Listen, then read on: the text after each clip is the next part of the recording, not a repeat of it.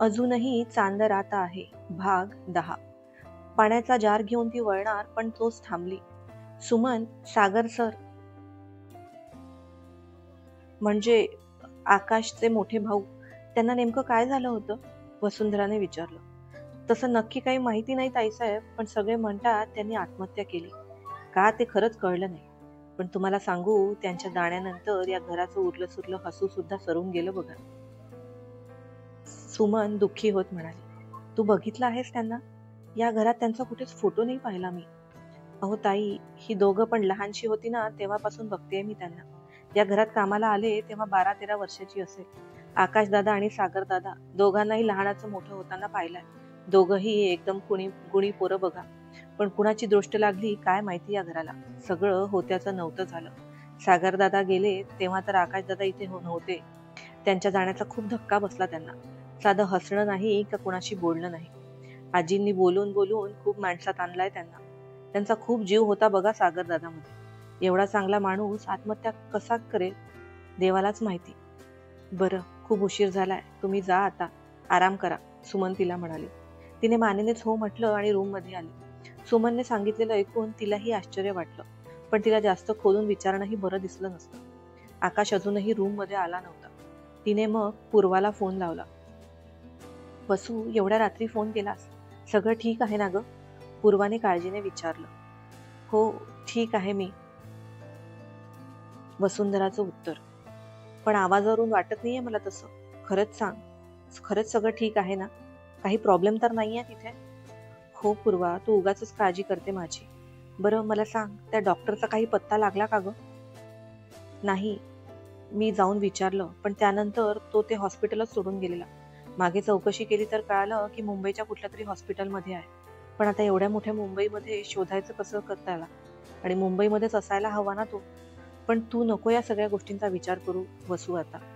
आता तर पोलिसांनी सुद्धा राणेच्या खुनाची फाईल बंद केली आहे. मला वाटतं तू आता फक्त स्वतःचा विचार करावा, स्वतःच्या संसाराचा, पूर्वा तिला म्हणाली. स्वतःचा विचार? तो करायसाठी मी स्वतःच कुठे माझ्याकडे शिल्लक राहिलेली आहे आता. तिने मनातच विचार केला. नाही पूर्वा, मी माझे प्रयत्न कधीच सोडणार नाही. माझ्या शेवटच्या श्वासापर्यंत प्रयत्न करेल मी साहिलला निर्दोष सिद्ध करण्याचा. ती डोळे पुसत म्हणाली, अगदी निर्धाराने. पण मग तू आकाशला काय सांगणार आहेस? त्या घरी त्यांच्यासोबत राहताना हे सगळं कसं करू शकतील तू? तुला खरंच वाटतं तुझ्या हाती अजूनही काही लागेल, ज्यामुळे तू साहिलला त्याच्यावर लागलेल्या सगळ्या आरोपातून मुक्त करू शकशील? पूर्वाचा प्रश्न अगदी रास्त होता. मी माझे प्रयत्न नक्कीच करणार पूर्वा, त्या नीच लोकांना शोधून त्यांचा खरा चेहरा जगासमोर आणण्याचा. आणि ते पत्र मी परत शोधलं ग, पण ते पत्र मला कधी भेटलंच नाही. साहिलच्या सांगितल्याप्रमाणे त्यात आणखीही काही डॉक्युमेंट्स होते जे त्याने त्याच्या भावासाठी पाठवले होते. पण बघ ना, एवढं शोधूनही कुठेच सापडत नाहीये. वसुंधराच्या आवाजात हतबलता. वसू, मी नक्की प्रयत्न करेल. आणखी काही हाती लागतं का ते शोधायचा, पण तू मला वचन दे की या सगळ्यात तू स्वतःला काहीही त्रास करून घेणार नाही. वसुंधराची काळजी वाटत होती पूर्वाला. हो ग, नाही करून घेणार. बरं ठीक आहे, ठेवते मी. तिचा फोन ठेवल्यावर वसुंधरा विचार करत होती. सागर, आकाशचा मोठा भाऊ, त्याने आत्महत्या केली, पण का? सुमनच्या आणि आजीच्या सांगितल्याप्रमाणे तर तो अगदी सरळ मार्गी होता. मग असं काय झालं असेल की त्याने आपलं आयुष्य संपवून टाकलं? सगळीकडे नुसते प्रश्न आणि प्रश्न होते आणि त्या घरातले ते दोन जीव या खूप साऱ्या प्रश्नांच्या ढिगाऱ्यात भूतकाळाची उत्तरं शोधत होते. आकाशची वाट पाहता पाहता वसुंधरा तशीच झोपी गेली. आकाश त्या रात्री रूम मध्ये आलाच नाही. दुसऱ्या दिवशी सकाळी राधाबाई आणि मोहनराव गावी जाणार होते. आकाशने निघताना त्यांना नमस्कार केला. काळजी घ्या, औषधं चुकवू नका, काही लागलं तर फोन करा मला, तब्येतीचं अंगावर काढू नका, तो काळजीने त्या दोघांना सांगत होता. हो, आम्ही घेऊ काळजी, पण तूही काळजी घे, स्वतःची आणि हिची सुद्धा. कामाच्या नादात दुर्लक्ष करू नकोस. आता जोडीने नमस्कार करा.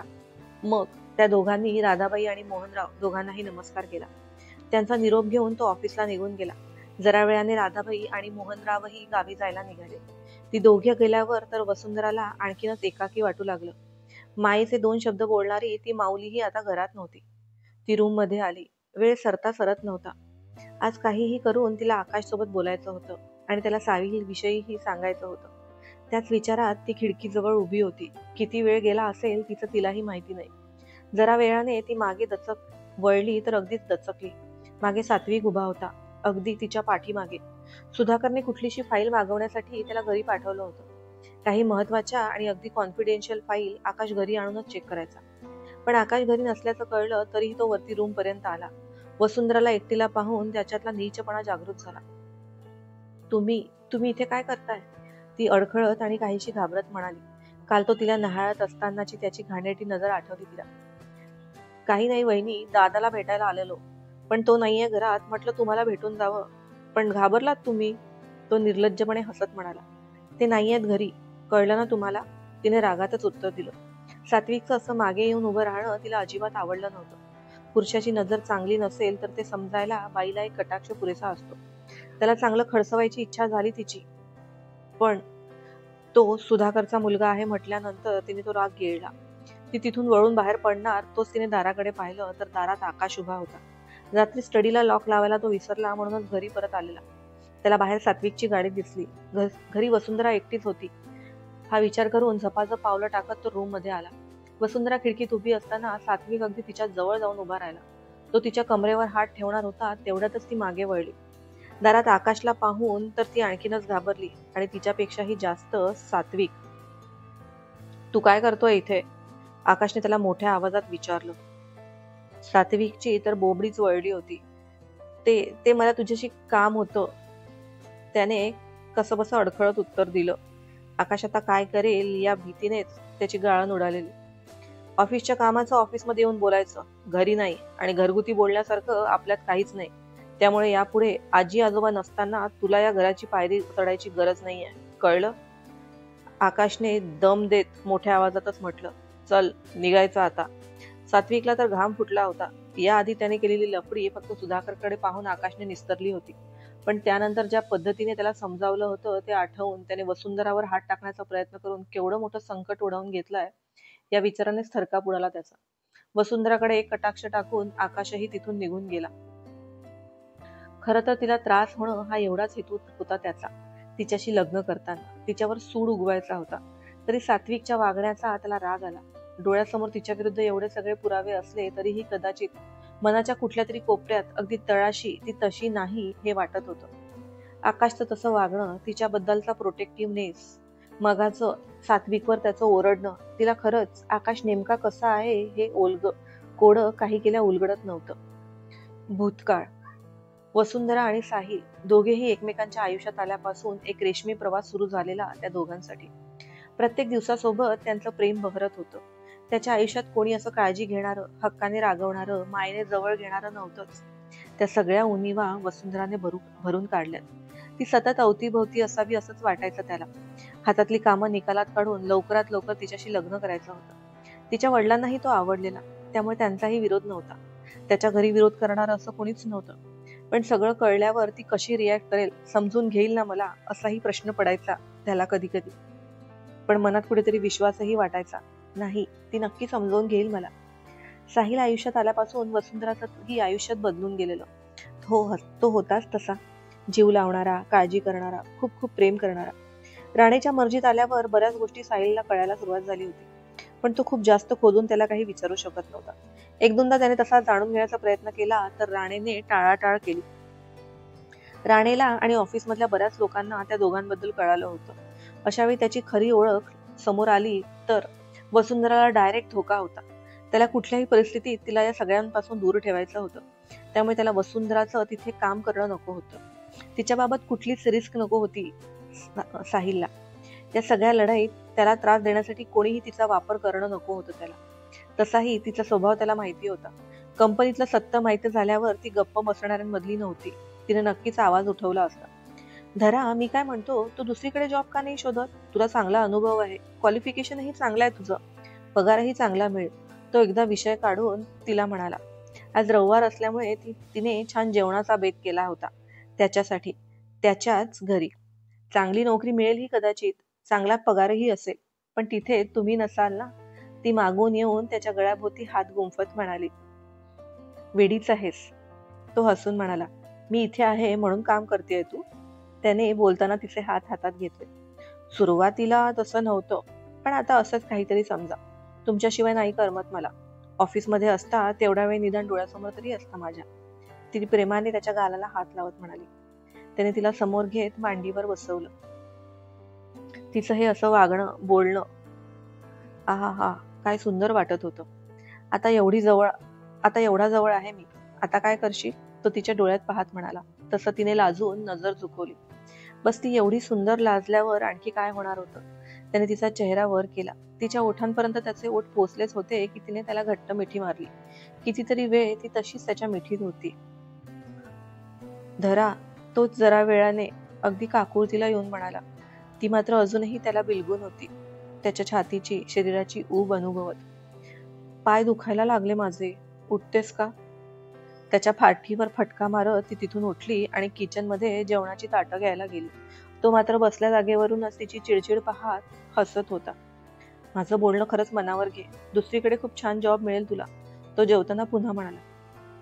ती ऐकायला तयार नव्हती, पण त्याने एक नाही ते दुसरं कारण सांगून कसंबसं कन्व्हिन्स केलं तिला. साहिल त्या दिवशी राणेच्या केबिनमध्ये बसला होता तर राणेला कोणाचा तरी फोन आला. राणे फारच अदबीने बोलत होता समोरच्या माणसाशी. त्याच्या बोलण्यावरून तो कोण असेल याचा साहिलला अंदाज आला. आतापर्यंत साहिल राणेच्या गुडबुकमध्ये आलेला, त्याला त्याच्या बऱ्याच करामती माहिती झालेल्या, पण या साऱ्यांच्या मुळाशी कोण आहे ते मात्र अजूनही समजलं नव्हतं. त्यासाठी राणेला आणखी विश्वासात घेणं आवश्यक होतं. असा कोण होता ज्याला कंपनीची सर्व माहिती आहे, सर्व बारकावे ठाऊक होते आणि ते सगळे राणेपर्यंत पोहोचत होते. तो धागा अजूनही शोधत होता साहिल. त्याची उकल करून त्याला खऱ्या गुन्हेगारापर्यंत पोहोचता आलं असतं.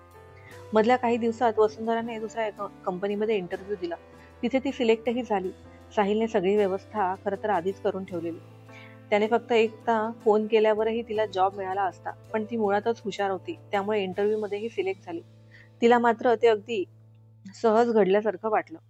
आज राणे ऑफिसमध्ये येणार नव्हता. त्याचं केबिनही नेहमी लॉक असायचं, तो नसताना. साहिलने खूप प्रयत्न करून त्याच्या केबिनची दुसरी चावी बनवून घेतली होती. वसुंधराचा नोटीस पिरियड सुरू असल्याने ती काही दिवस अजून तिथेच काम करणार होती. त्याने वसुंधराला काही काम आहे असं सांगून ऑफिसमध्ये थांबावं लागेल असा निरोप दिला आणि तिला जायला सांगितलं. सगळे निघून गेल्यावर त्याने त्याच्या जवळच्या चावीने हळूच राणेचं केबिन उघडलं. आत जाऊन सगळे ड्रॉवर्स चेक केले, पण संशय घेण्यासारखं आणि मुख्य म्हणजे त्याच्या कामाचं असं काहीच लागत नव्हतं. जे काही समोर होतं त्या गोष्टी ऑलरेडी राणेकरवी त्याला कळल्या होत्या. त्याने बरीच शोधाशोध केली, पण व्यर्थ. तो तिथून जायला वळणार तोच त्याचं लक्ष टेबलच्या साईडकडच्या ड्रॉवरकडे गेलं. त्याने उघडायचा प्रयत्न केला, पण ते ड्रॉवर लॉक होतं. केवढ्या मुश्किलीने त्याने राणेच्या केबिनची चावी बनवून घेतली होती. एवढी रिस्क घेऊन तो तिथपर्यंत पोहोचला, पण हाती काहीच लागलं नव्हतं. शेवटी त्याने चिडून टेबलवर हात मारला आणि टेबलवरची फ्रेम खाली पडली. त्या फ्रेम सोबत एक चावीही होती. ती चावी त्याच ड्रॉवरची होती. कुणाला संशय येऊ नये म्हणून राणेने ती फ्रेम मध्ये लपवून ठेवलेली. त्याने त्या चावीने ड्रॉवर उघडलं आणि फाईलवरचं आणि आतले डॉक्युमेंट्स पाहून त्याला आश्चर्याचा धक्का बसला. भेटूया लवकरच पुढच्या भागात. आजचा भाग कसा वाटला ते नक्की सांगा. स्टोरी आवडत असेल तर चॅनलला लाईक आणि सबस्क्राईब करायला विसरू नका. धन्यवाद.